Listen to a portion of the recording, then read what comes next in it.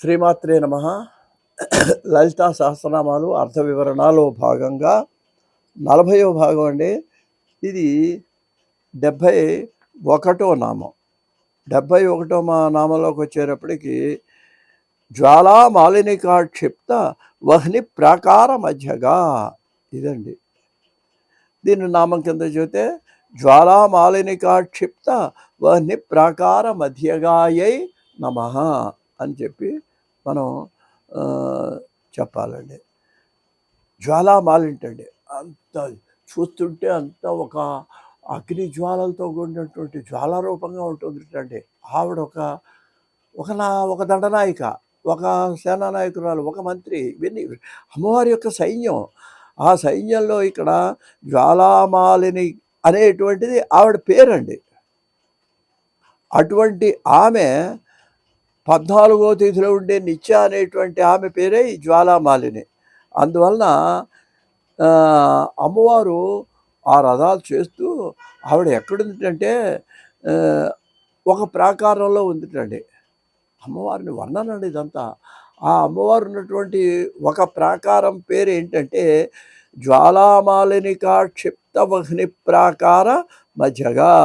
ఆవిడ రథంలోంచి యుద్ధానికి బయలుదేరుతుంటే మధ్యలో ఈ జ్వాలామాలిని అనేటువంటి ఆవిడ చేత నిర్మించబడినటువంటి అగ్నిమయమైనటువంటి ప్రాకారం, ఆ ప్రాకారంలోంచి ఆవిడ యొక్క రథం వెడుతున్నది, అమ్మవారి యొక్క రథం.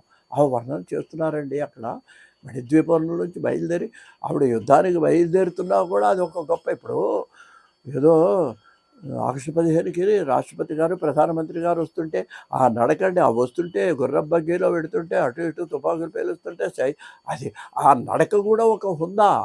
అలాగే అమ్మవారి యొక్క నడక కూడా ఏదో యుద్ధానికి అనగానే ఎవరికైనా వెళ్ళి యుద్ధభూమిలో మన సామాన్యులు దిగినట్టుగా యుద్ధంలో దిగదండి. ఆవిడ బయలుదేరుతుంటే ఆవిడ యొక్క రూపాన్ని కూడా ఇక్కడ వర్ణించాడు. ఆ యొక్క జ్వాలామాలిని అనేటువంటి ఆమె చేత నిర్మించబడ్డటువంటి అగ్నిమయమైనటువంటి ప్రాకారంలో అమ్మవారు ఏం చేసిందనమాట, ఆమె బయలుదేరి ఆ ప్రాకారంలోంచి బయలుదేరి నడుస్తున్నది. ఇది 71 అండి.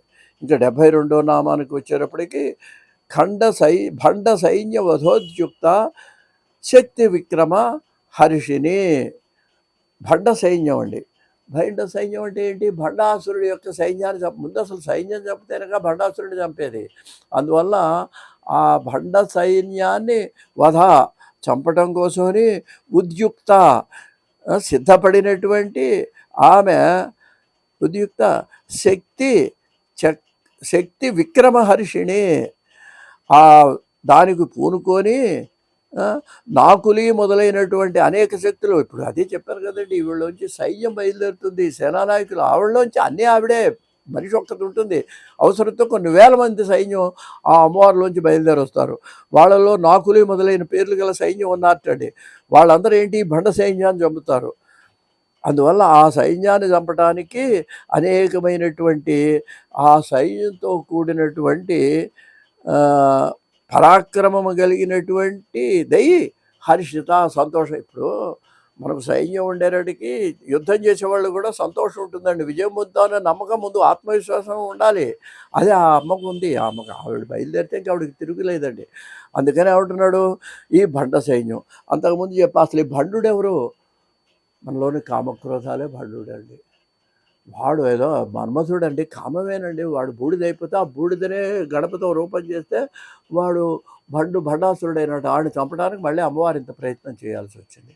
అందువల్ల ఇప్పుడు ఈ నామంలో చెప్పిన విషయం ఏంటంటే భండ సైన్యాన్ని చంపడానికి సిద్ధపడ్డటువంటివై అటువంటి శక్తిలో మొదలైనది అనేక దేవతల్ని ఆవిడ నిర్మించినటువంటిదే, పరాక్రమించినటువంటిదే, ఆ పరాక్రమం వల్ల సంతోషించినటువంటిదే. చూడండి, విక్రమ హర్షిత.